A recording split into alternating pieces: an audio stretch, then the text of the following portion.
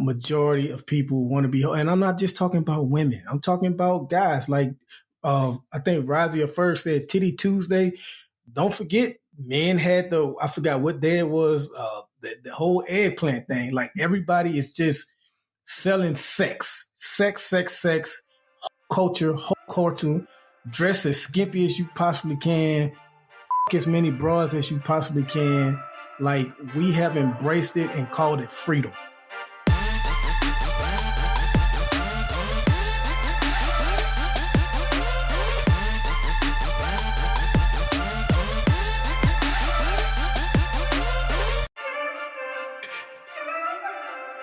What up? It's Three Brothers No Sense, your favorite barbershop style podcast. I'm Tavares Ferguson, aka Ferg, joined my co-host Buff and Razi. Fellas, take it away. Well, OJ passed away. I don't know how you guys want to discuss that, but I'll just say, hey man, he was a great running back. He, had a successful career after football, and then he more than likely probably did. Yeah, he probably did it. Killed his ex-wife and her. They always call him the friend, but he probably was. Well, I guess none of that matters. Killed two people, got away with it, and then wound up going to jail for nearly 10 years for something else. I think it was kidnapping and robbery at the time. Basically, he was trying to get his own stuff back, but he passed away, and it's just been interesting to see, where people are in defense of him versus in 90, what was that? When did that verdict come out? 95? When the verdict came out? Yeah. I think the murder was 92, 93, but I think the verdict came out like maybe 94, 95. So I get the dates mixed up with the verdicts between OJ and oh my God.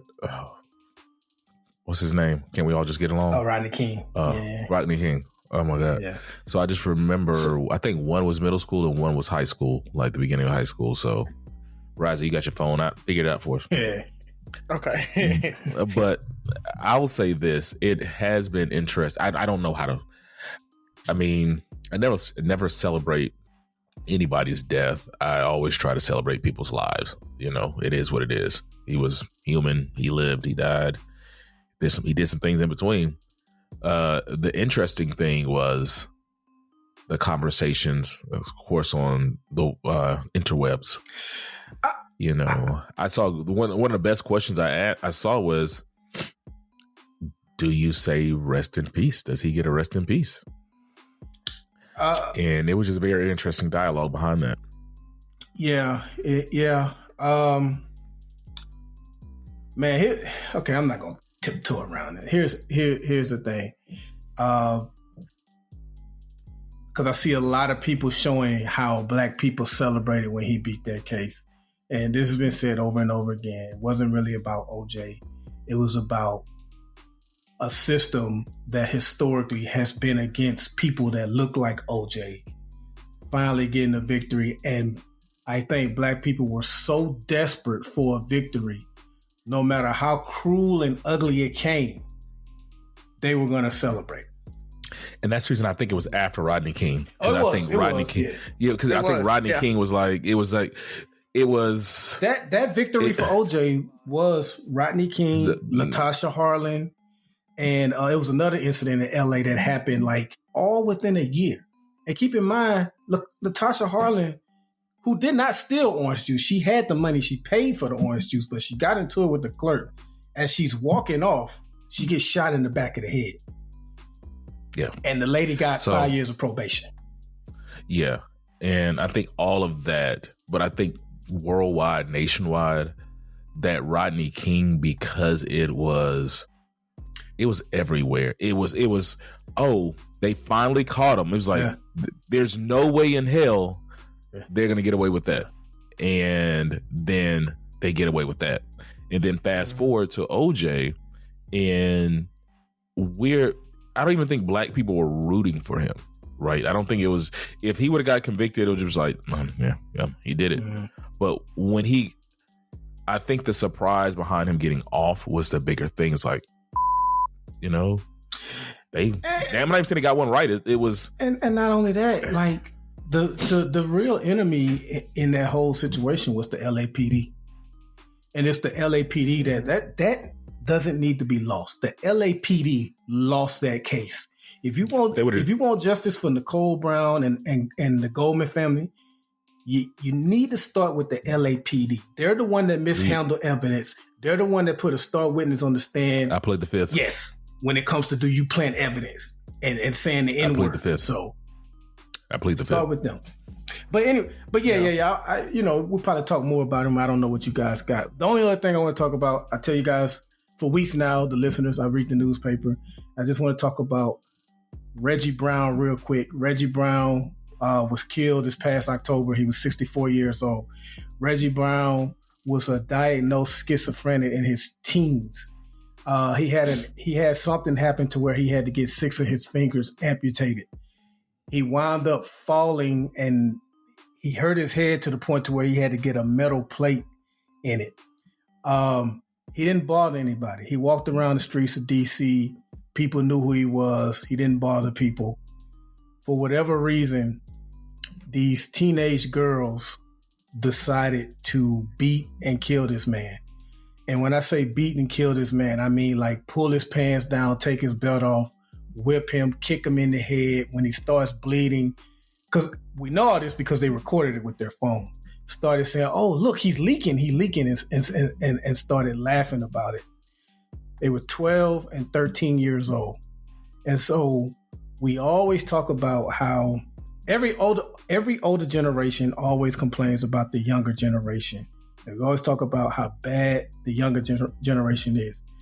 I hardly ever hear how that current generation, how much criticism should they get for this so-called generation that's so bad that we raised.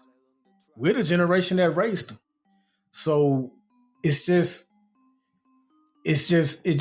sickening to read a story like that. I don't know why it gripped me like it did. It's all types of murders in the newspaper every day, but that one gripped me. And it started with something as simple as one of them hadn't been to school at all this year in 2024. So there's a larger issue going on. I don't know what's going on with the parents. I do know they're in their lives because they were in the courtroom, but every time we criticize the younger generation, sometimes we got to hold a mirror up to our generation. I agree. And say, what are we doing wrong? Because I agree. I mean, they're the generation of when we were young, the babies having babies, mm-hmm. They're the babies of those babies, mm-hmm. right? Like now it's our friends and family members that had kids at 16, 17, who then had kids at 16, 17 are now having kids. So it's like this. Yeah. And when grandma's 32 years old, yeah. If grandma's 32 years old, you have no kind of like just leadership and mentorship or guidance coming out of that family. Yeah. In 1819 and 2024 is not the same 1819 and 1970. Like it's a different, a lot of our parents, like you go to high school, maybe graduate, and you almost grown at that point. Like they were literally, my mom's generation and the generation before that, they were considered grown at 18, 19 because there wasn't a lot more opportunity. So that's a whole other conversation. But Byron, my bad for cutting you off. That's all I had, man. The worst they're going to serve is like they go to a juvenile detention center until they're 21, and then that'll be it. So it's a story that gripped me, man. I just wanted to put it out there. Yeah, that's all I got.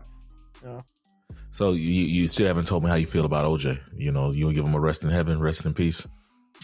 Rest in peace.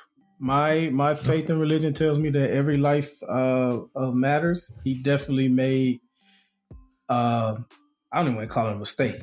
He effed up, and he had been effing up for years before that because of the way he was beating on her and stuff. So God would know what to do with his soul. That's all I can say. Yeah, it was just interesting because I think somebody made the point that because he's famous, he's the one that we kind of point out, but we've all seen those Mook Mook and T-Man shirts who we all know was dealing drugs and probably got bodies and, the teardrop tattoos, and it's rest in peace forever, Mook Mook, it's why all of a sudden are we more, I tell you who is sure how they feel. You guys follow Tariq Nasheed?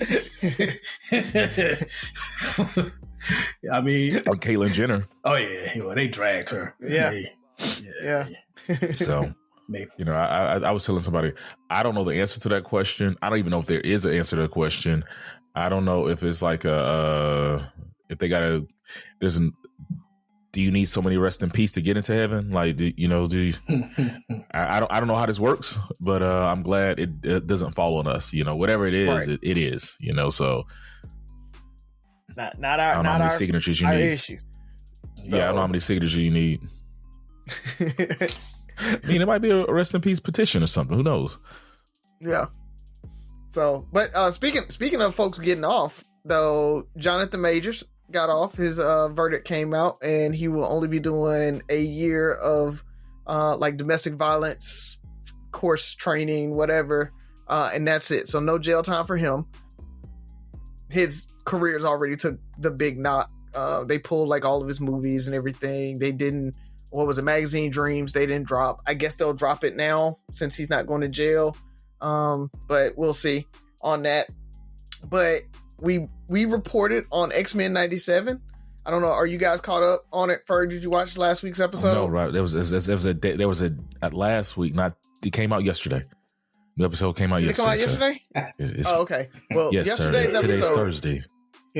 No, I was just telling you, it's a day later. Go watch it because it's so good. We will. It's so good. We will. I saw somebody posting on Facebook and said, "I don't want to be a spoiler, but you need to watch it."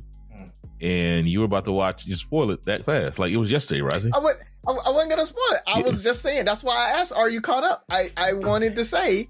If you had already watched it, we could have talked about it for the listeners on Monday. But if not, I would just say, watch it. Yes, you have to watch it. It's an awesome. Ollie was just like, oh my God, like mouth open at the end of it. So like, I'm just enjoying that the kids are really falling in love with the X-Men. Like we fell in love, or like I fell in love with the X-Men back in the 90s. So it's just dope to see they're doing an excellent job with the writing. The storylines, it's just getting better and better as the season goes. So shout out to them, man. Okay. And finally, I just want to say for the first time in history, parents of a school shooter have been found guilty, and so the parents of the Michigan school shooter were found guilty and sentenced to 10 to 15 years in prison for, I guess, their role in enabling or allowing the child to have too easy access to the gun. So that's a big step. I know we've talked about that a couple times. Let's make sure you're clear. They went and bought the child a gun. Yeah. They bought the kid a gun. It was his gun. It was not like, I bought a gun. It's in the house. It's like, yeah. Hey, Razi, this is your gun. So, right. So, but with that, I mean, we've talked about that a couple times with like all the shootings and everything and holding the parents accountable. I don't know if that is going to translate into some of the other parents, like you say, it's my gun, it was locked up and they got to it, versus I bought you a gun. But if it's still easy access, there's not much difference of it's a gun in the house unlocked. But it's my gun and I bought you a gun. I don't think there's much of a difference there when you talk about precedents in the court of law. So we'll see, if that makes a difference in some of the parents locking their guns up and actually holding themselves a little bit more accountable. But I'm just excited to see that they did hold those folks accountable. I'm going to have to look at that story more. I think them buying the gun, I think there were some signs that the kid had some problems and was talking about violence. I think he might have had a manifesto or something. The school called the parents up there and they kind of disregarded it. Like, Yeah, so it was a lot of stuff behind it, similar to that the teacher or the principal, I think he's been brought up, or she's been, I can't remember, being brought up on charges, maybe even convicted, brought up on charges for a school shooting where the 6-year-old shot the teacher a couple of years ago. So, but with all that being said, and Byron, you might be able to shed more light on this. I don't remember all the details with the new advancements in gun control with, one of the loopholes they had was being able to buy things at gun shows. Mm-hmm. And so people were able to avoid background checks and stuff like that. It was easier to buy guns online and at gun shows and stuff like that. So I think, was that Biden that signed that into effect? Yeah. Yep. Yeah. I mean, we'll see if it stands, but that's a major win in the right direction. We just got to see if the powers that be will make it continue. They should. So just a little bit about why or how what that bill is, or I think it's an executive order. I don't even know if it's a true bill, right? But what he did is he expanded what you would consider a gun like reseller. He basically said if you're selling a gun, if you're making a profit on it, then you have to register as a reseller or a salesperson of a gun or vendor of a gun. And that means that even at a gun show, if you're going to sell it for a profit, you have to be registered, which means that you have to perform all the background checks that a gun salesperson has to. So that actually it's just kind of saying, hey, if you're selling a gun for a profit, you're a salesperson.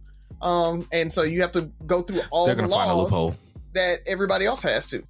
So, that was the loophole, was that you didn't have to do that. So, I'm gonna buy that cost and make a donation. They're gonna find the loophole. I found, I don't know if that's the loophole, but that quick, it's but that's really interesting. And I know that's going to be a hot topic come election season. Another one, Byron, you talked about the great state of Florida and their abortion decisions. And not to be outdone, the good old state of Arizona said, do what? Hold my beer. Bro. I was going to ask y'all this. Take it over. Take it over. Are they trying to lose this election? Like, by all accounts right now, if you look at polls and you trust polls, 45 is going to win another term. If I'm Trump, I'm calling, because he came out and said that they went too far a day after he was bragging about overturning Roe v. Wade. But if I'm Trump, I call Arizona and say, yo, what the hell, man? What are y'all doing? Like, that's the only issue that Democrats are winning on right now. And it's like Alabama said, oh, this is election year. Boom. We're going to do what we do. Florida, we're going to do what we do. Arizona, we're going to do what we do. We're going to try to make it as competitive as possible and maybe even lose this election that's seemingly right in our hands. I don't know. At this point, I'm like, are y'all trying to lose it? Like, what's going on? Do they want us to pay more attention? Did they think we didn't think it was interesting enough? The ratings. It's for the ref started calling more fouls. The ref started calling more fouls to make the game closer or something, man. Because I don't get it. I don't get it, man. It's rigged. NBA, Vegas is controlling it all, bro. Vegas is controlling it all. Can you bet on the elections? Is that can you bet on the elections? The margin? Yeah, you can bet on almost anything. Yeah. It's but if I'm him, I'm definitely calling him like, what y'all doing, man? Let's put a pin in that. And then Razi, you got a joke for us? Because that's what I want to come back to. No, Sophie's here. She should have one. Hold on one second. Hello. What's good? Oh wow. She doing him like Lil Wayne did Turk on the I Need a Hot Girl video. Is that the Iron Fist? Oh, he did. They said no, on the Iron Claw. Was that the Iron Claw? It was. Do you know the Iron Claw, Sophie? What? The Iron Claw. That was like a wrestling move back in the day. They don't watch wrestling. I've been trying to get them into wrestling, man. What? Because WrestleMania, that's what we need to talk about. We need to talk about WrestleMania. Get into wrestling. And how good it was. Man. I didn't watch it, but I heard it was good. Sophia, welcome. Tell Ollivander I said what's up. Ollivander? God said what's up, and I said what's up. How dare he? So, do you have a good joke for us today? I would say so. I need you to leave and stop reading my jokes. You're ratting me out. Why did the Scarecrow win an award? Because he is outstanding in his field. Okay. Yeah. What were you gonna say? Yeah. What were you gonna say? Something about the last straw. I don't know. Like it wasn't the right answer, but it made sense. It answered made something. sense if I was talking about why somebody got mad at him or something. Yeah. Why where was the crow farmer mad at the scarecrow was the last something? That's another joke. But dang, 2 for 1. Yeah, boom. You guys get extras. Collaboration. Yeah. Well, I want to point of personal privilege. I want to go first with my question today because it was about this political season, and I really wanted to see what are the huge. Because I feel like the last couple of years it's been like almost like good versus evil, right? It was to a certain extent. Now it's real talking points, more talking points than usual. I feel like that's it. So what are the big movers and shakers, the talking points and the things that are going to make or break the election? So we were talking about gun laws. We talked about abortion. And so I want to really quick, Byron, when I heard that, the first thing that popped in my head, I was kind of like you, like, why the hell would they do that? Then I had to think like, okay, am I looking at this the right way? Am I missing something? Like they can't be that stupid. Like in my mind, I'm like, there has to be something I'm not getting. Maybe I'm misunderstanding what I just read or listened to, because there's no way that this just happened. Yeah. The day after, 45 made this statement, it comes out, no abortion at all, unless the mother's gonna die. In the discussion, it went back to 1864 version of their abortion laws. Yeah. So before they were actually the state of Arizona, and I was like, the territory of Arizona. So I'm like, am I missing something? So fellas, what do you think are going to be the things that are going to make or break the election? What are the topics? Or 2 or 3? There's 3 off the top of my head that I can think of, but I want to know from you guys who are way more versed in politics than I am. It's going to be what we just talked about. It's going to be abortion. It's going to be crime. And for Biden, it's going to be the war in Gaza. Those are the 3 main things, I think. Now, there's always, and I used to thought this was something they just made up, but it really is. There's always some type of October surprise.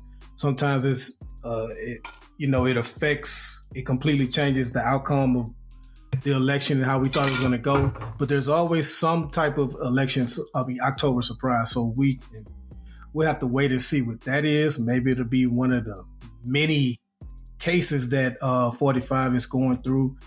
And I know the right keeps predicting that.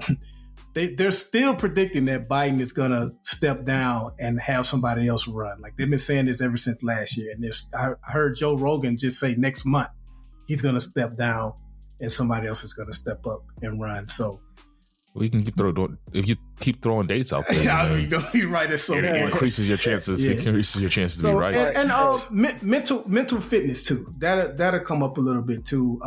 With both of them, more like the media, I think, has done a bad job of only focusing on Biden And yes, he's had his mishaps, but so has Waldo. He's had play. I mean, he mistook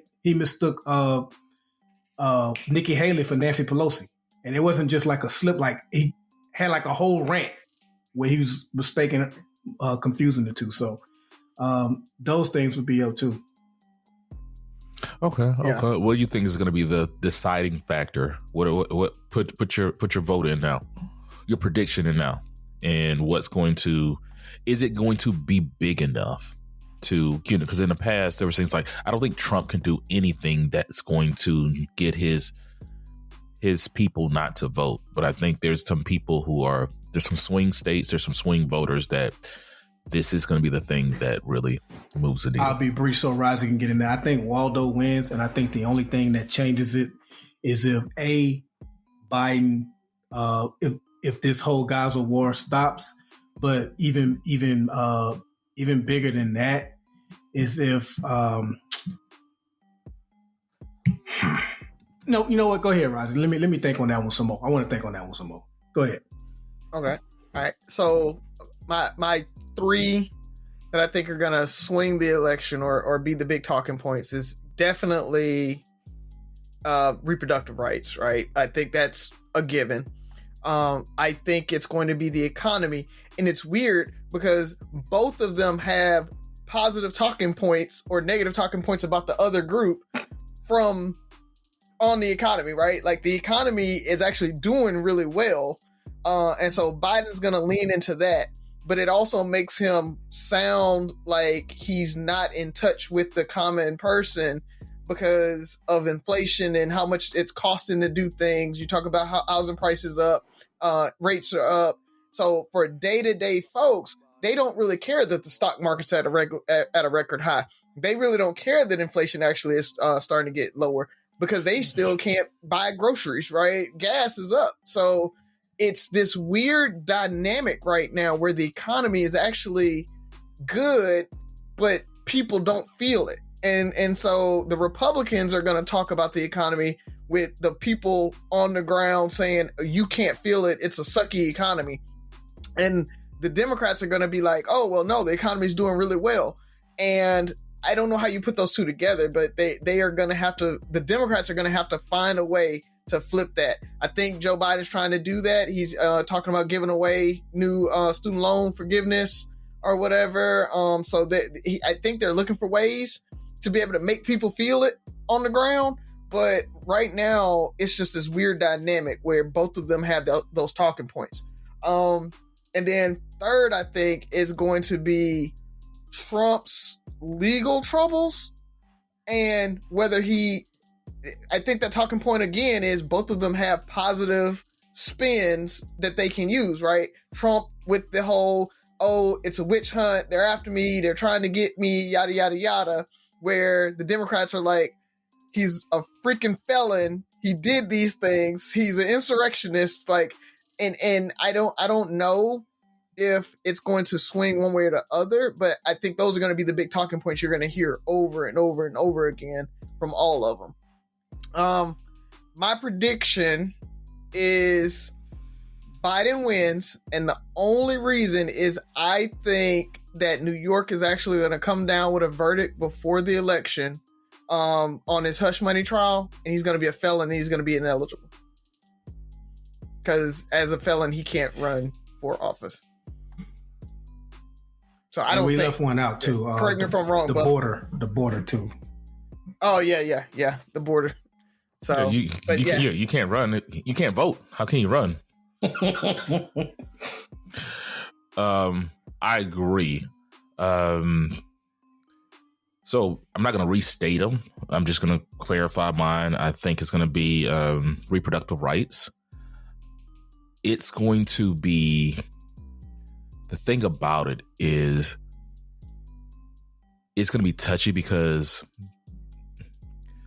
the way I see it, and I heard somebody say it today, it's like the right has been talking about reproductive rights for so long and being pro-life. And it's like a dog chasing a car and catching it. It's like you caught the car, you got what you wanted. Now what do we do with it? they're kind of stuck, and it's like, okay, there's no more abortion freedoms. It's up to the states, and now states are just taking it to a whole nother level. And it's like, hold on, I mean, it sounds good in theory, but now that it's here, like, that's kind of like rape, incest, nothing. Like, there's no protection for women, and it's not even a moral issue anymore. It makes the party seem disjointed.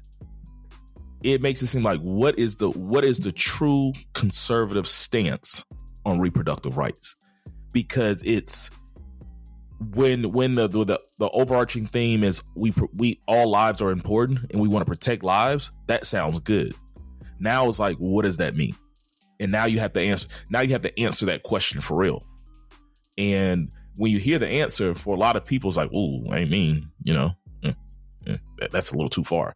So I think it's going to make the party look weaker and disjointed. And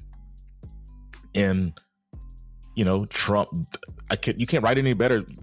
Hey, every state has their right. Hold on, that was wrong. Like, literally. Every state has the right to make their own choice, except if it's that. Well, we mentioned, I mentioned, I don't know if it was last week or 2 episodes ago, how he's flip-flopped on this issue. He's literally been on every single side that you can be on this issue. He's been on it at one time or another. Yeah, but now his feet are held to the fire. Arizona makes him take a stance. Basically, he's like, yeah, what Florida did, we're going to fix that. And what Arizona did, we're going to fix that. What does that look like, Mr. President? What does that look like? Tell me more about that. And,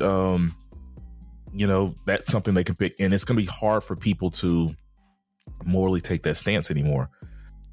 The war is going to be very interesting. It's going to show either strength or weakness.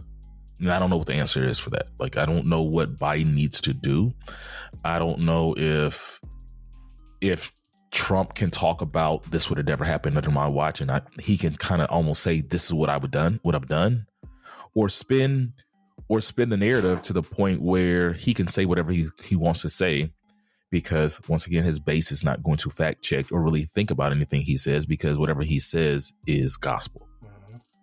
Mm-hmm. Imagine if that was 100 Americans, we would go there and bomb the hell out of them too, yada, yada, yada. And that sounds like the patriotic thing to say, right? We'll bomb the civilians and all the churches and all the things we need to do until we get our people back. And you'll hear God bless America chants, right? He's going to spin it. But it really does, it sounds good. The president can't say that. And then he's, his BFF, one of his BFFs is, Israel's boy. Yeah. So it is that. And the economy will be my third thing. And I think the economy is one of Biden's biggest. I agree with you, Razi. The economy is doing better than most people. When you look at the economy as a whole, like just not pieces of the economy. The economy is just not like inflation, interest. It's like all these things that make up the economy. But once again, the average voter is not versed enough and understand that. Plus, I'm gonna tell you what I'm feeling right now. Like this is, if he can get them emotionally feeling like, when I was president, the interest rates were the lowest they've been in years. People were buying houses left and right. The housing market, the interest rate was, but people were, refinancing at 3%, 4%, 3%, maybe. Yeah. So those are facts. Now it was because of what was going on, but it's a fact that he can use, and the fact that the average person's not going to be able to, put 2 and 2 together and say, this is what was going on. Not only was the economy good, I was giving you guys money. So there's going to be, the deficit and how the budget and all those things that he screwed up. They don't care about that.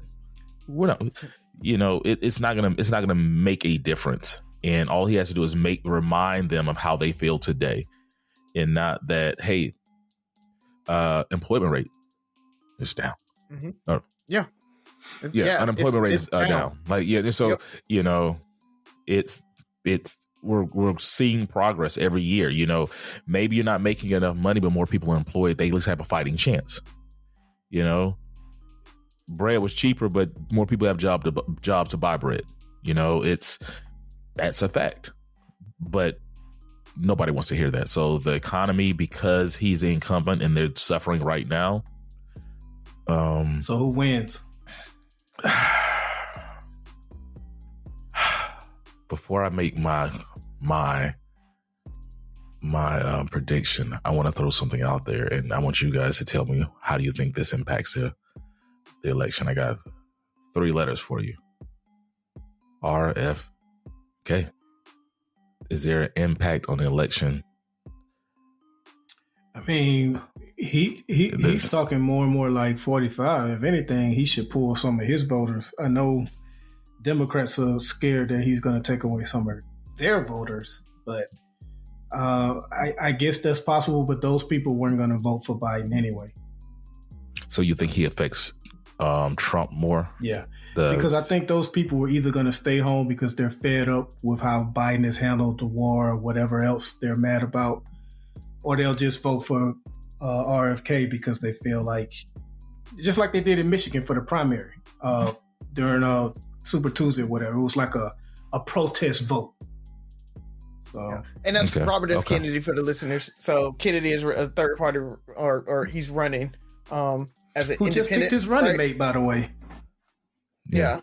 And he's supposed to be one of the, I mean, he's not going to win, but one of the most popular independents since, maybe Ross Perot? As far as can make the biggest impact on an election. Yeah, I'm still pissed at Ross Perot because he swung that election. Yeah, so I'm gonna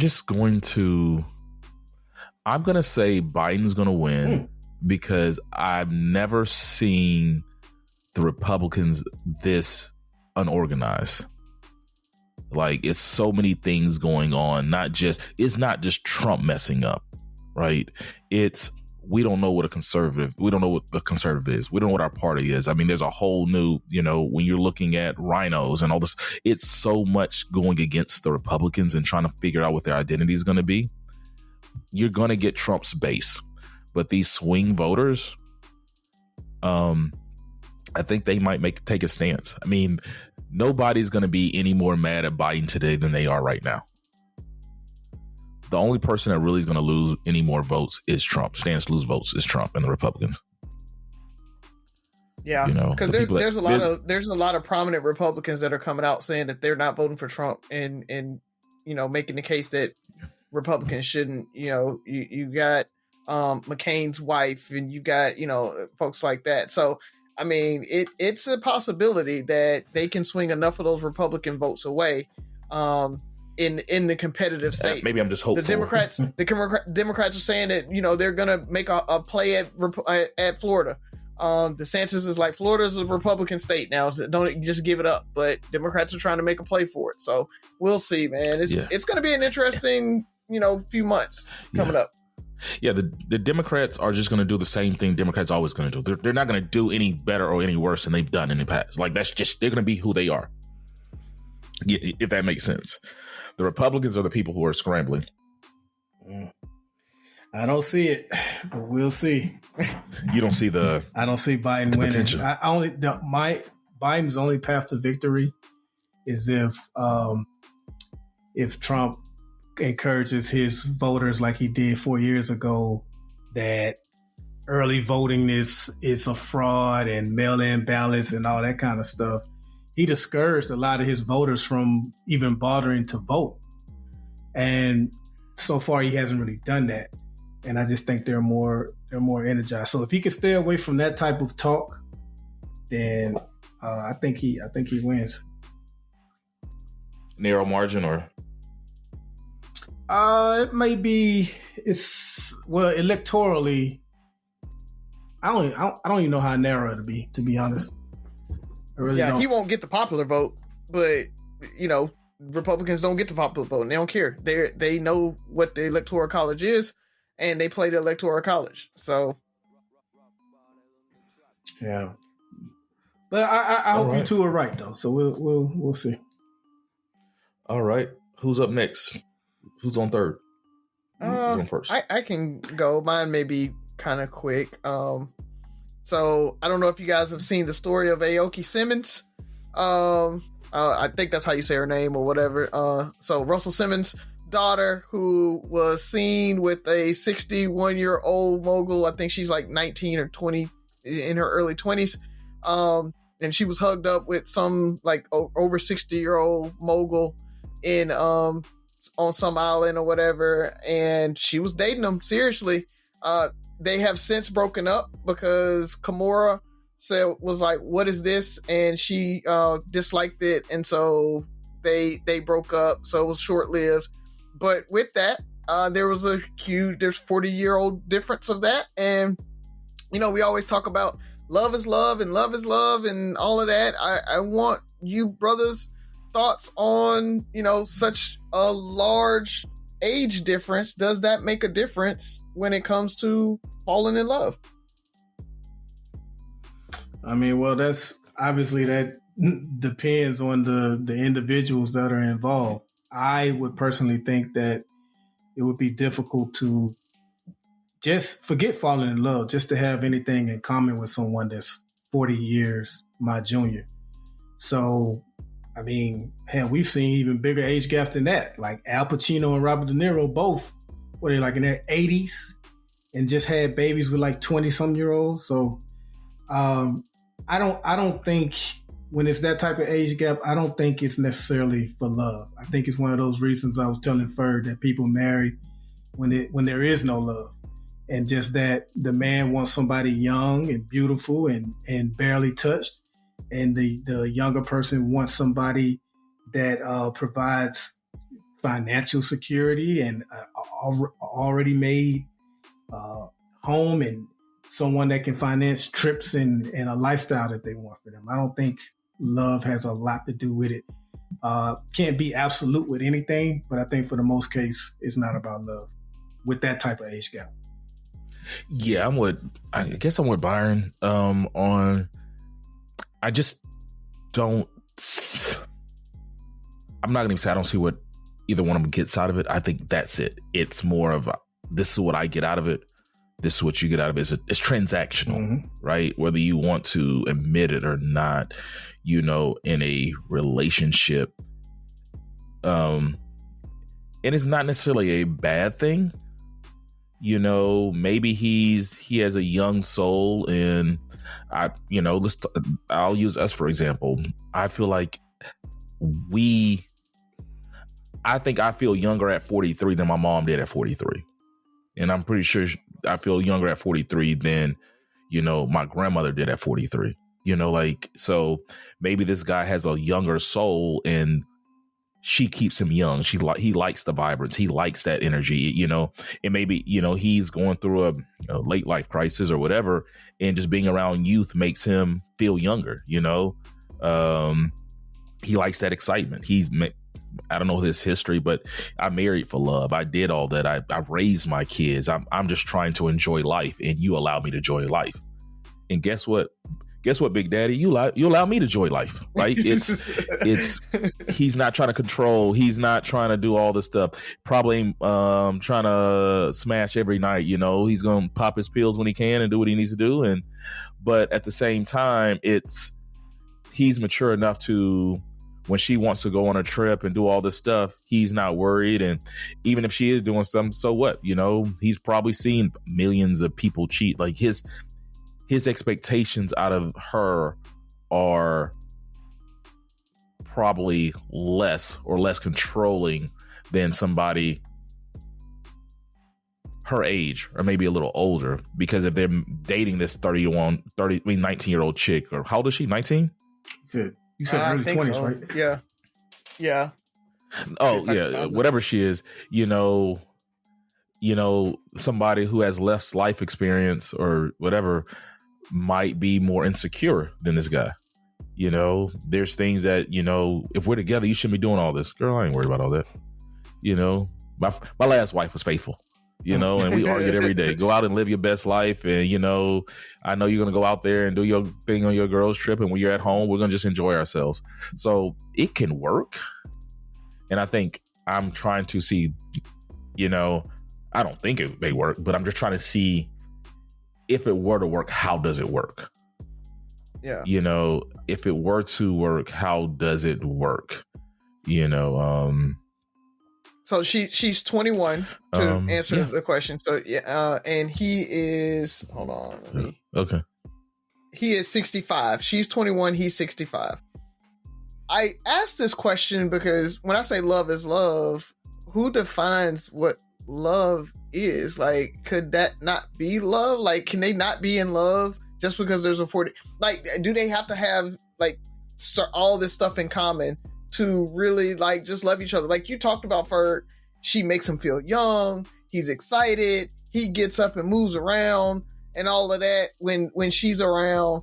And like both you said, she feels protected. She's provided for. You know, she might not be like super attracted to him, but there are like super fine women that be with those big fat dudes that, you know, like just like nobody's like, how do you like that person? So is it much different because he's older? They question it. Yes, they do. They question it. What do they say, Buff? He must got money. Right. He must got money. Well, they do, but that's what I'm saying. It's like, but you don't question, could they be in love? Like you might question like how he pulled her. Maybe he got money, but you don't question, are they in love? Like you think they could be in love sometimes. She's there for the money. Mm-hmm. So, you know, I think that's the question. I don't know. I mean, I do think that they could fall in love with each other. There may be an initial, I'm in it just for the money, hanging out, and he's in it just to have the arm candy and all that. But after hanging out, after kind of being there, you know, I know women that talk about when they're with me or they're with somebody, they're able to just like turn their mind off. Right? Like they know that I got it. You know, you see all the memes and the TikToks about women just like in their head with their man and like, you know, just kind of walking and being oblivious because they feel so protected with that guy. And if he's doing that for her, if he's providing for her, she could very easily fall in love with him for doing that. Right? And then not necessarily be about, we can watch Game of Thrones together. And I was watching Sex and the City and I know you don't like it, or Real Housewives and I know you hate those. Like they don't have to have those things in common to like fall in love. Yeah. I mean, there's no absolutes. I believe you. Like it can work. Will it last? I mean, he gonna die in a few years, so it only gotta last a few years.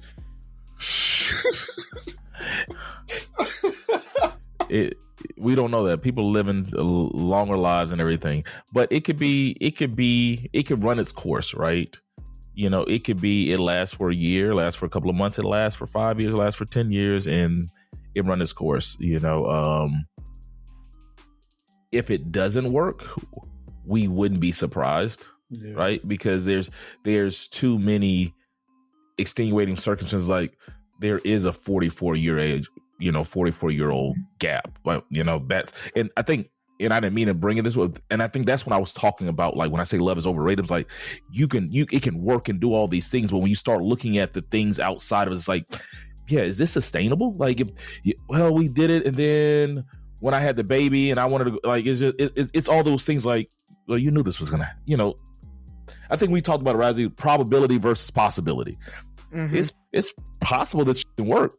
Probably not going to work because of all these other things, but you love each other. And sometimes, you know, and I always think about like love is such a weird thing. You know, it's one of those things where your definition of love and my definition of love, and I say it all the time, I loved all my girlfriends as much as I could when I was at that point in my life. You know, it was when I was 18, when I was 25, this is how I loved, and that love didn't change me. And it's not the debate thing. It's just more so, it could work. You know, people get in relationships for, it's not traditional, but I don't see, and I don't know enough about the relationship, but I don't see anything wrong with it if they're healthy with it. He's not trying to control her. and do certain things, and because there can be this manipulation and stuff like that's the first thing that comes to my mind when somebody has that much worldly experience and somebody who's very young. Is he manipulating her? But if he's not doing that and she's fully aware and she's very mature and all this stuff and she's enjoying herself and he's enjoying himself, run it. People do dumber shit. Yeah, you ask who defines that love. It's the people within that relationship. They define it. So it just varies. Yeah. Now, if it comes out that he was controlling her and all that stuff, I think there's things you have to be aware of anytime you enter I think in any relationship, especially non-traditional relationships. Like I don't think it's any different than an interracial relationship. Like there's things like if you're oblivious to this, if you go in like, hey, we're not gonna get stares. If we have kids, there's going to probably be some cultural things and things that we're going to have to talk about. Will our families mesh? There's things you've got to kind of, or not you have to, but you probably should consider. In this situation, it's, hey, there's an age gap. There's going to be things that you need to consider. Be aware, and hopefully the people around her are aware. Like, hey, make sure he's not controlling her. Make sure she ain't slipping shit in his food. So, Buff, what you got for us? Oh, you got time? Razi? Time, man? We have 52 minutes. We have 52. 52 minutes? Yeah, depending on, is it let me spit it out, man. Let's see how quick y'all can answer, man. Right. I want to know what are 3 issues that you feel like Black people are facing? 3 difficult issues that the Black community are facing today. What are those hurdles? I think our first one is internal. We're in a battle of the sexes. I think this battle of the sexes is just... That boy took one of mine. It's going to be our undoing. Talk to it. It's going to be one of those things, and we talk about it a lot. I try to call it down the middle. There's a lot of things that men are doing wrong. There's a lot of things women are doing wrong. There's a lot of hurt on both sides. But if we can't get to the point where it's like, you know what? We got to call a truce. I got to respect your challenges and your what we've done to you and vice versa. It's especially now as the world changes and, our roles and our exposure to different things and, the way men think and the way women think it's constantly changing. We don't have a blueprint for where we're at right now. And so with women just making more money and creating more career goals and just being super dope it can be intimidating. And I don't even say use the word intimidating. It's new, and new things. People are fearful of things that are new. Change is one of the scariest things in the world.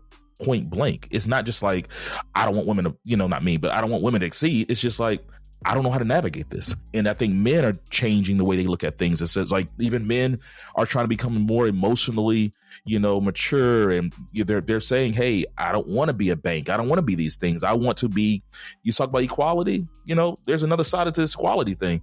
And, then we get called sassy and all kind of shit. Like when are we going to say like, I hear you, brother. That's a good point. I don't necessarily agree with it. I see where you're coming from. I hear you, sister. I don't necessarily agree with it, but I see where you're coming from, or I never thought that. Let's talk it out. I think that's the biggest thing, because everything outside, we can't necessarily control, right? We can't control the systematic racism, all that stuff. That's going to be there. But if we're infighting, the best way to break up a society is to attack from within. If you can get them fighting within, they don't stand a chance. So that's one. And Byron's probably going to push back at on this. I think systematic racism, once again, that's always going to be my default. Racism always. But I think we're at the crossroads of a moral conundrum. Like our morality is just, we don't know what's good, what's bad. You can't even have an opinion on anything, right? It's like, hey, these kids are too wild, you're judging. Hey, the adults are too liberal or conservative, you're judging. Like we don't know what we don't know. I was saying, look at, and something that always shocks me is how many women are willing to expose themselves. Like, call it what it is. It's a thing called Titty Tuesday. And it's like, man, there's millions of women just willing to just show themselves off on Tuesday. How do we get here? I don't know. Am I complaining? I don't have an opinion. I'm not saying I have an opinion on that. The question is, how do we get to the point where this is a thing? We all have daughters who are going to grow up in a Titty Tuesday world. And what's stopping them from thinking that that is the norm? And it's okay because maybe we like it, maybe we don't. But when you tell your daughter, hey, you shouldn't be doing that, it's, well, everybody else is doing it. Daddy, you're being sexist. You're trying to control my body. You're trying to do this. And you're like, am I? Or I raised you. I know you know better than this to be on the interwebs showing your titties. We're in a, even when I mentor and I talk to my guys about, drug use and stuff like that, you can't just say drugs are bad. You can't say weed is bad. You can't. It's more so because it's being legalized and all this stuff. It's, hey, right now you're not in a place to do it. You're an athlete. You might lose your scholarship. You might get kicked out of school. Like, you don't have you can't risk it. It's just that simple. It's not like, hey, weed is bad. It's like, hey, dude, you get caught smoking weed, you're gonna lose your scholarship. You're gonna get kicked off the team. You've been playing football for 15 years. It's all lost, so it's, what are we doing? We can't, we're not supposed to tell women how to dress. We're not tell men how to act and all this stuff. So I don't know what it is. So it's battle of the sexes, systematic racism, and moral conundrum are my things. Okay. So for me, I'm gonna take a free space with systematic racism. I'm not gonna put that on my 3 because I think that's a given. So I will say the anti-DEI movement is one issue that we're running into that is huge for the Black community. I don't think folks understand how much DEI makes a difference in admissions and outreach, trying to get just make things equal on campuses, right? And making sure that everything isn't seen through a white lens. And so I think that's a huge issue for the Black community. But along those lines, I think a splintering of Blackness is another thing that I think we're running into right now, where we look at the Black Trump supporters and like, oh my God, what is that? But at the same time, there are a lot of Black Trump supporters. We worked really, really hard to bring the Black community together as a political force and a block that we could try to get something out of these politicians and out of the system. And I think we've made such strides that we've had people just fall off and just be like, well, I got enough. I'm good where we're at. And so there's this, there was always this, the talented 10th, and we try to get everybody else on board and all that. So there's always been, we're not a monolith, and I'm not saying that, but I think for a good 40, 50 years, we were lockstep, arm in arm, like, we got to make this thing happen. And civil rights was kind of that thing. And then over the next probably 20 years, 30 years after civil rights, we were there and we were riding that wave, and we were really trying to make strides. And I want to say I guess we got to the point where we felt comfortable enough that people have started sliding away and becoming in single issue voters and oh, well, that's not a big deal. The community is not a big deal as long as I'm good, right? Oh, well, I'm in the burbs, and so I don't really care what happens over in the hood and that type of thing. There's this 100% splintering of the Black voice that I think we need to get back to and try to bring back in.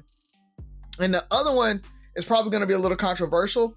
I think Black men are getting left behind.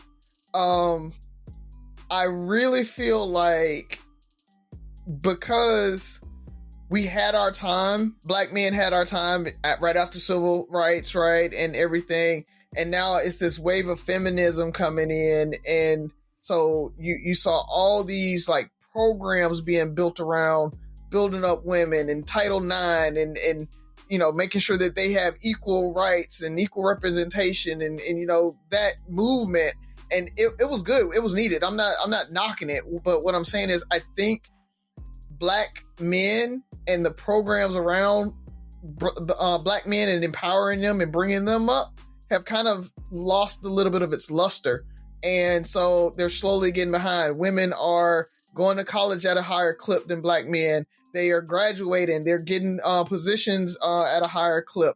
They are getting promotions at a higher clip right now. In organizations that we talk about, that DEI or that affirmative action or the vision or look of senior management, it's much easier to promote a black woman into a position. It's almost like I get 2 for 1 in my minority hire by hiring, black women. So what's happening is they're getting those promotions. They're less scary, right? I mean, when you talk about it, black men are just scary to a lot of like older, hiring managers and things like that. And so it's much easier for them to get hired on the roles that black men are qualified for, but they just can't get. Because I agree with everything you say, and I think our listeners will, if you would just take the much out, because now it's almost like you're down. It could sound like you're downplaying their struggle. They still got it hard. Like they still have an uphill battle. Yeah, they definitely do. Yeah. So when you say, well, it's much easier, like, it's like, it's still a glass ceiling. If you look at men in leadership or black men in leadership roles versus black women, I would guess, I haven't done research, I would still assume that it's higher, but the gap is increasing, exponentially. Like that gap is closing exponentially faster than it has in the past. So, so they're making more progress. They haven't, quote unquote, caught up to some of the progress that black men have made, but at the same time, it's their growth rate is, because I don't want to make it seem like y'all got it made. It's y'all struggling, sisters. We get it. I think they have caught up though. Oh, okay. And we'll look it up, and maybe they have. I just don't want to make it seem like, we're downplaying it, because we can almost sound like white men and the people who want to get rid of DEI because they're scared that black people are making too much progress. Yeah, no, and definitely don't want to seem like it's coming off like that. But that I think is an issue, is that we have to, the pendulum has swung too far to where all the money, all the resources, all the attention is going to women, like women in STEM and everything like that. That you're not seeing that money go towards the males as much. And so I just want to make sure that we're balancing that out and we don't leave those black boys behind. And as we push those black women or the little girls to make sure that they're going forward and they're pushing, I want to push those black men as well, or those black boys to become black men just as hard. So my 3 are pretty much exactly the same as Ferg's. All 3 of us have said racism. And the only thing I'll speak on that and add to that is that not only is it just racism, but Razi kind of talked about how we're kind of splintering off, but we're having a lot of our own black people co-signing and just thinking that they're just trying to hold everybody accountable, but they're co-signing a lot of the racist structure that we face in this country. And they're on some pull yourself up by the bootstrap type talk, ignoring the many hurdles that a lot of black people still have through this country. Gender wars. Ferg called it. He called it something else. I forgot what he called it. Battle of the sexes. Yeah, battle of the sexes. But yeah, it's definitely gender wars.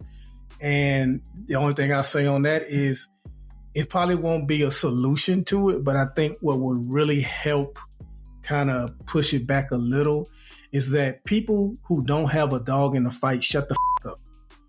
Like a lot of times, like let's take it from the black man's perspective. A black man will talk about kind of like how Razio's question was, like the older man taking care of the younger girl. And you'll have all these guys that's making, and this ain't on somebody that makes $50K, but if you make $50K a year, you're not the type of person that can take care of a woman and a house and a family. But they're chiming in on what this $600,000 a year brother is doing and calling him a simp and saying what he shouldn't be doing. This ain't your fight, dog. So just don't say what you would never do, because you're not anywhere near that income bracket. So don't even say what you would never do, because as my income has increased, I'm buying and spending and doing a lot of things that I said I never would do. So you don't know until you make it.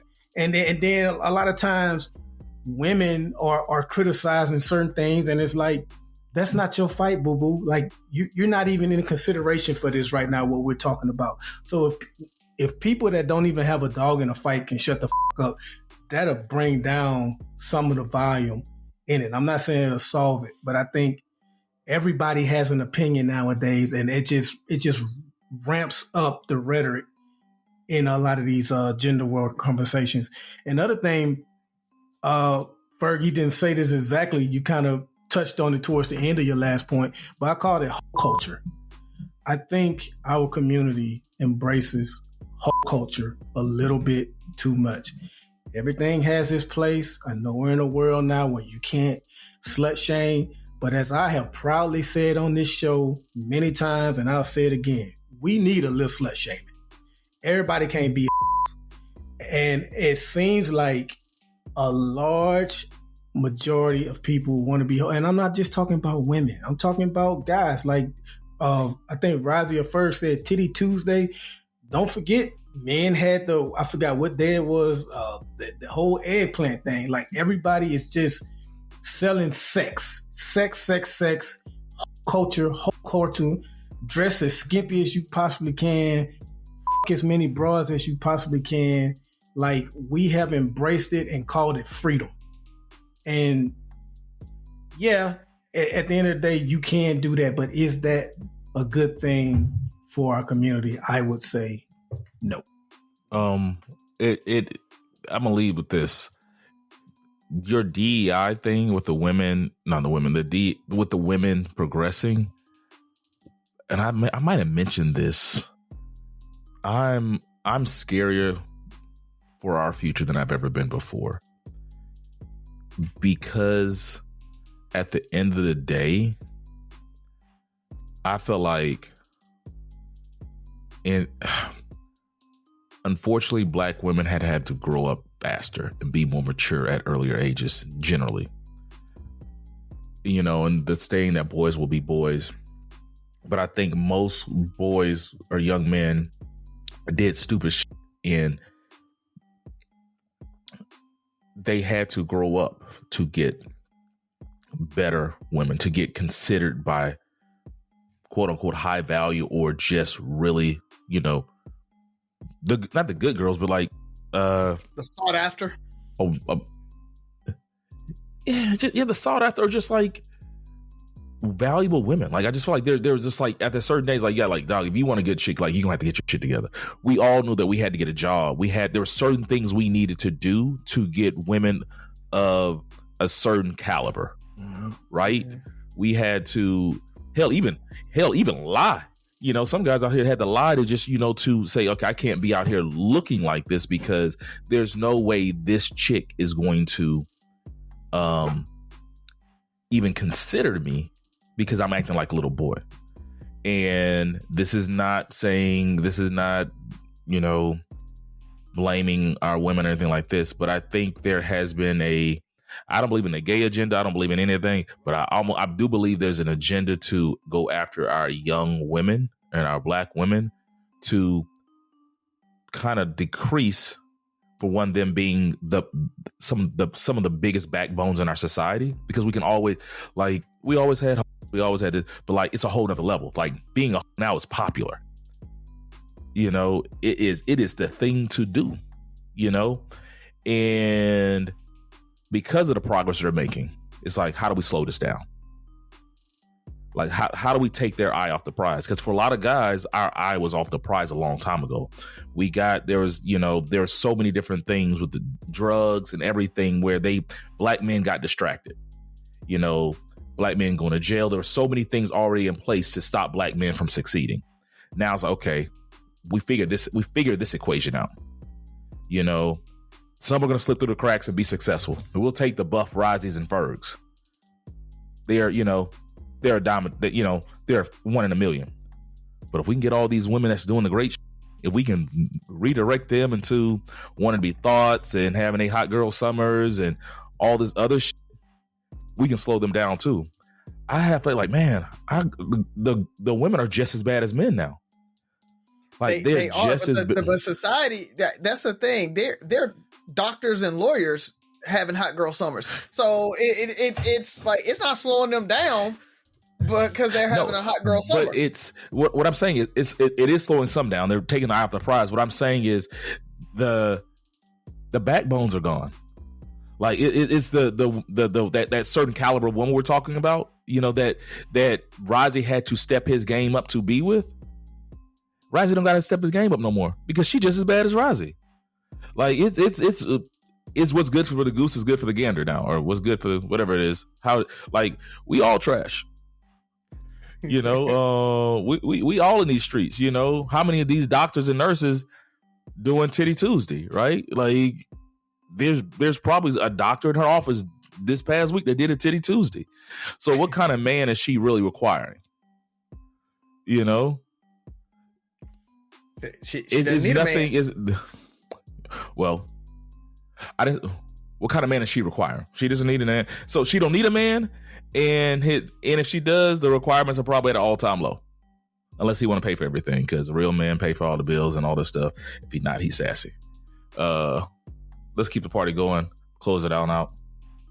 All right. What I want to start with. So I want to start with this. One of my favorite Marvel movies is Captain America: Civil War. And there's a moment in there where Vision, where they're trying to discuss the whatever the Accords were. That doesn't even matter. But Vision makes the statement that he pretty much says that strength invites challenge incites conflict. And I find that interesting because a lot of what we're seeing today, we're seeing that play out in a different way. And that is, we kind of talked about it during the show, progress incites pushback. If you look at everything that's happened, you look at the election of Obama, first black president. Who did we get right after him? The complete, like the very symbolism of the anger that a lot of racist people felt. You got an arch enemy. We got that personified 8 years later. Razi talked about DEI. Look at the pushback DEI has gotten now. Like, after all that progress we made, now they're I can't even say trying to undo it. Alabama, for instance, has undid it. We're seeing that. CRT, the same thing, critical race theory. The whole so-called woke, first off, they took a word that black people use to make fun of a certain segment of black people with woke, and they just co-opted to anything meaning progress, anything meaning black, anything meaning a minority. And so I just thought it was interesting. The coach of my favorite team, the Miami Heat, he always tells his team, never get too high, never get too low. And if you follow basketball, they have 7-game series, and a lot of times a team will go up 2-0. And everybody's like, oh, we got this, 2 more games we go, and then they lose the lead. So you never you stay in the moment and realize that there's a task at hand. And I just want us going forward, when we get some of that progress back, because we gonna get it back. When we get some of that progress back, don't think the fight is over, because it always comes back. Progress incites pushback. I just want to make sure the listeners know that. The second thing, I found out how much y'all really love J. Cole, because by all accounts, J. Cole pulled a sucker move. I'm sorry. He pulled a sucker move, and I saw all type of defenses like, well, we don't want more rappers shooting each other in the streets. These ain't them type of artists. Now, are some artists, Moneybagg Yo, we saw what happened with Young Dolph and Yo Gotti. There are some artists you don't want to get in this type of conflict. But J. Cole and Kendrick Lamar, it wasn't going to go there. A lot of their fans wanted to hear just a high quality, lyrical, verbal battle. And now he can change his mind, but so far he's bowed out. And which is his right, but I just found it interesting how people were defending it, because if it was a rapper that they don't like, say like Drake, who took an L against Pusha T, y'all unanimously would have called it a sucker move. So that part was just interesting. And the last thing, mentioned it during the show, Biden has an Israel problem, and he's going to have to fix it. They just killed, a couple of weeks ago, some workers from World Central Kitchen. And it's like, now all of a sudden, the United States and the world is kind of saying, okay, Israel, you're going too far. Along the lines of this war for the past 6 months, they've been saying, hey, you need to chill, watch how many civilians you're killing, but we're steady giving them weapons. So it's kind of like we always criticize the parent that says, not my baby, not my baby. Well, your baby is out here killing people, but you steady buying him guns. So at some point, I don't know what the ramifications are if we were to completely cut Israel off, but we're going to have to weigh that fallout versus what Israel is doing. Now, I think they pulled out like all of their troops now or something like that, or most of them in Gaza. So maybe that was the last straw with the World Central Kitchen workers, but this needs to be over by the summer, because that is a big thing that is working against Biden, and rightfully so, because what happened October 7th was devastating, but Israel's response has been over the top, and it's become damn near genocide. Yep. It's genocide. Yeah, well. And I actually was thinking about that. This one of the weeks I want to talk about how do we protected groups are so crazy. Like, you can't, if this was any other group of people doing this, we would be outraged, and we wouldn't sugarcoat anything. Because it's Israel, we have to be quiet, and anything you say can be viewed as anti-Semitic. And so my thing is, how do we have that conversation without, being considered anti-Semitic? And it's just, it's one of those things that it's just very, I don't know. What are you about to say? I was going to say it also, if the victims were different. And that's what's been crazy. Like, I think the World Central Kitchen workers, like they weren't Palestinian. They were, I think, from Europe or something like that. Europe, some Americans. There was a few. Yeah, I think 3 or 4 American Canadians. So 7 people versus the 30,000 that have been killed. 14,000 of them have been kids. You know what I'm saying? So who the victims are is what making people care less, not care as much as they should. But you remember, we had a conversation months ago when this first kicked off. At what point how many people got to die before you start a war? How many people have to die before you take action where tens of thousands or more or their lives are at risk? So maybe it's 7, 9. Never mind. Continue. That's all I got. That's all I got. All right, what you got for us, Razi? Nothing as earth-shattering as Buff talked about. I just want to say, one, shout out to Inspire You on air. Contentville, what up? Love you guys. Thank y'all for listening. And I am excited, man, because this time next week, y'all will be here or coming here. We'll be going live, going crazy, doing stuff on Three Brothers No Sense, so we can go see the masterclass Rick Ross in the symphony here in Birmingham. So if you guys are going to be there, or you don't have your tickets yet, go ahead and get them, because Three Brothers No Sense going to be in the building, doing it big, VIP style. So like we always do, or Buff always makes us do. Wow.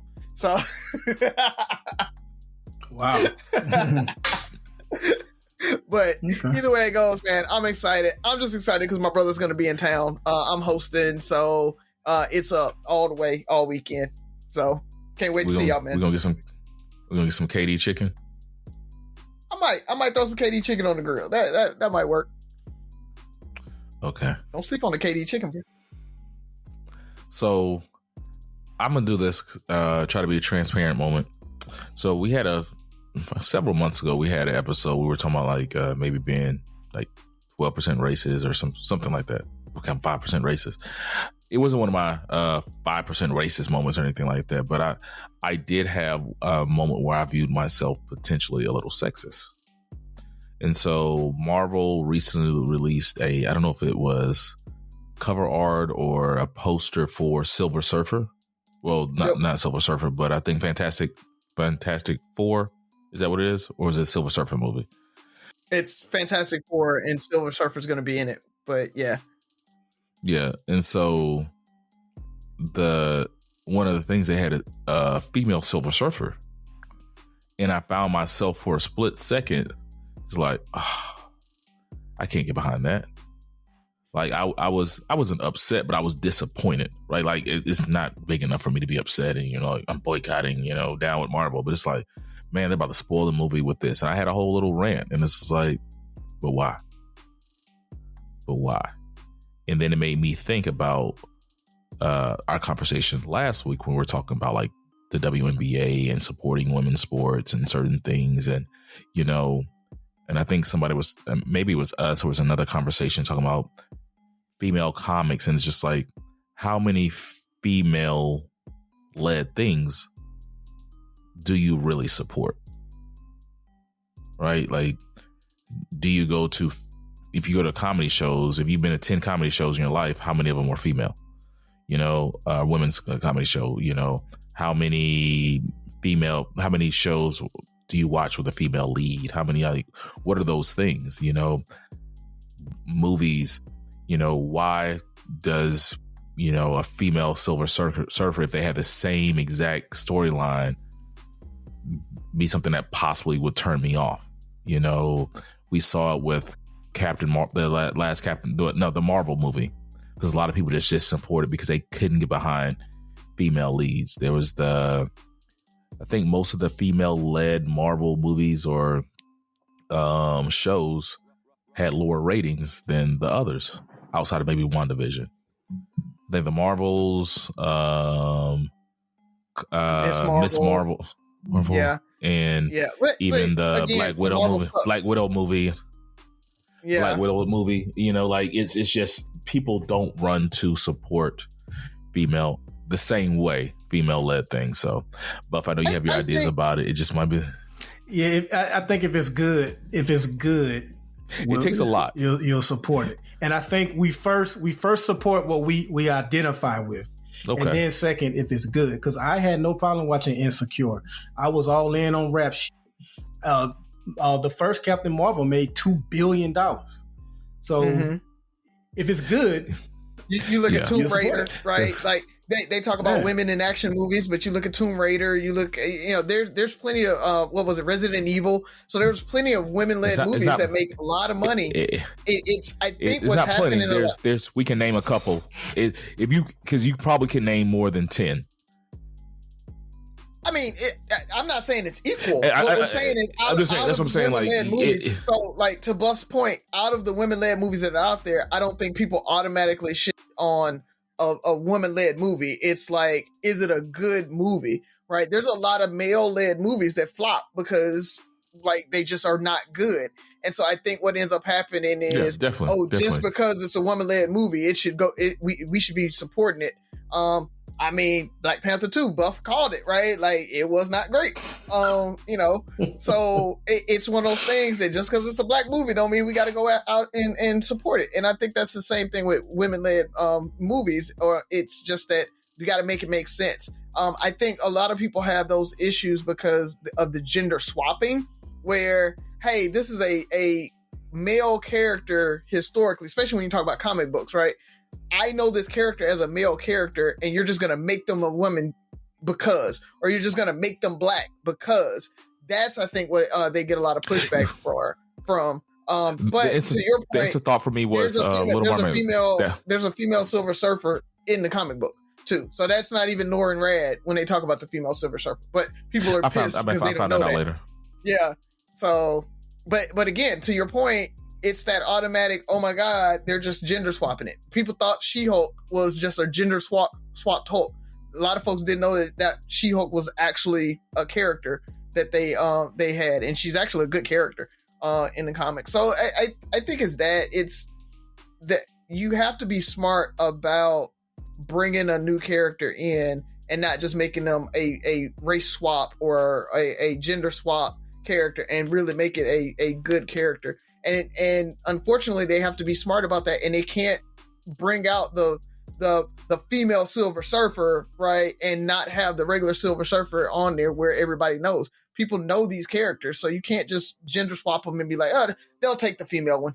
Like that, I think that's you're getting pushback from the nerds as well as the incels and the sexist folks and everything else. That's what ends up pushing it up.